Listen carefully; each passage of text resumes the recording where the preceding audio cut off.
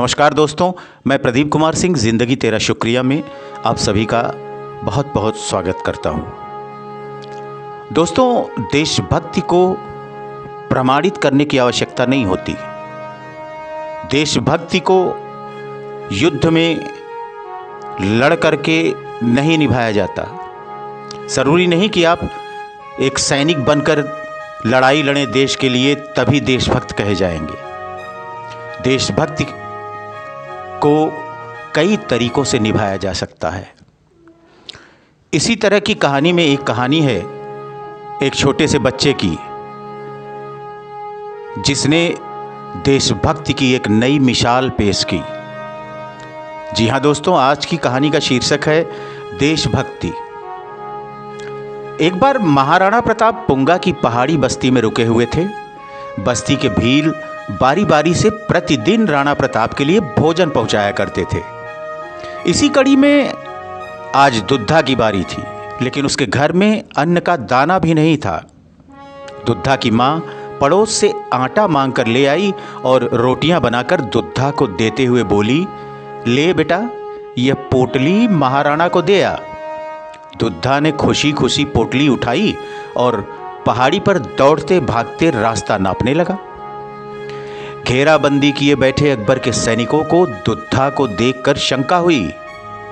एक ने आवाज लगाकर पूछा, क्यों रे, इतनी जल्दी जल्दी कहां भागा जा रहा है? दुद्धा ने बिना कोई जवाब दिए अपनी चाल और तेज कर दी। मुगल सैनिक उसे पकड़ने के लिए उसके पीछे भागने लगा, लेकिन उस चपल चंचल बालक का पीछा वह जिरह अख्तर में कसा सैनिक नहीं कर पा रहा था। दौड़ते दौड़ते वह एक चट्टान से टकराया और गिर पड़ा। इस क्रोध में उसने अपनी तलवार चला दी। तलवार के वार से बालक की नन्ही कलाई कटकर गिर गई। खून फूटकर बह निकला, लेकिन उस बालक का जिगर तो देखिए। नीचे गिर पड़ी रोटी की पोटली उसने दूसरे हाथ से उठाई और फिर सरपट दौड़ने लगा। बस उसे तो एक ही धुन थी, कैसे भी करके राणा तक रोटियां पहुंचानी है। रक्त बहुत बह चला था। अब दुद्धा की आंखों के आगे अंधेरा छाने लगा था। उसने चाल और तेज कर दी। जंगल की झाड़ियों में गायब हो गया। सैनिक हक्के बक्के रह गए कि कौन था यह बालक। जिस गुफा में राणा परिवार समेत थे, वहां पहुंचकर दुद्धा चकराकर गिर पड़ा। उसने एक बार और शक्ति बटोरी और आवाज लगा दी, राणा जी। आवाज सुनकर महाराणा बाहर आए। एक कटी कलाई और एक हाथ में रोटी की पोटली लिए खून से लथपथ 12 साल का बालक युद्ध भूमि के किसी भैरव से कम नहीं लग रहा था। राणा ने उसका सिर गोद में ले लिया और पानी के छींटे मारकर होश में ले आए। टूटे शब्दों में दुद्धा ने इतना ही कहा, राणा जी, ये रोटियां मां ने भेजी हैं। फौलादी प्रण और तन वाले राणा की आंखों से शोक का झरना फूट पड़ा।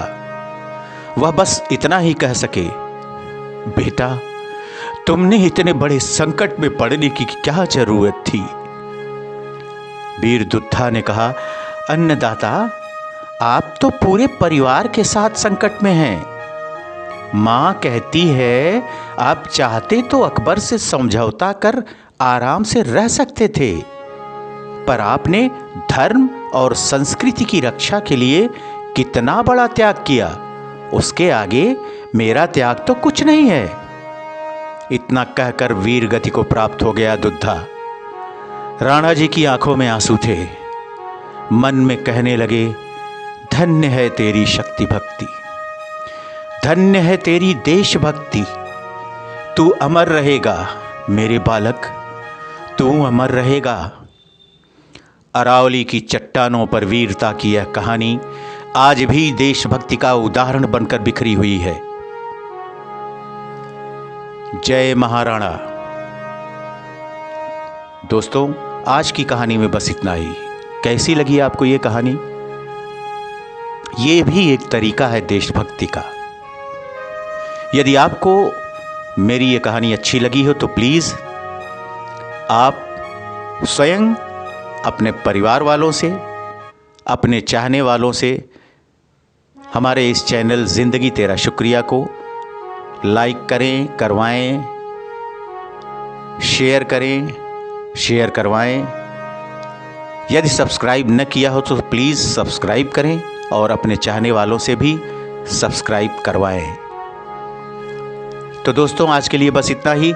आप सभी अपना और अपने परिवार के प्रत्येक सदस्य का बहुत बहुत ख्याल रखिएगा। फिर मुलाकात होगी किसी अच्छी सी कहानी के साथ। तब तक के लिए आप सभी का बहुत बहुत धन्यवाद, शुक्रिया, थैंक यू।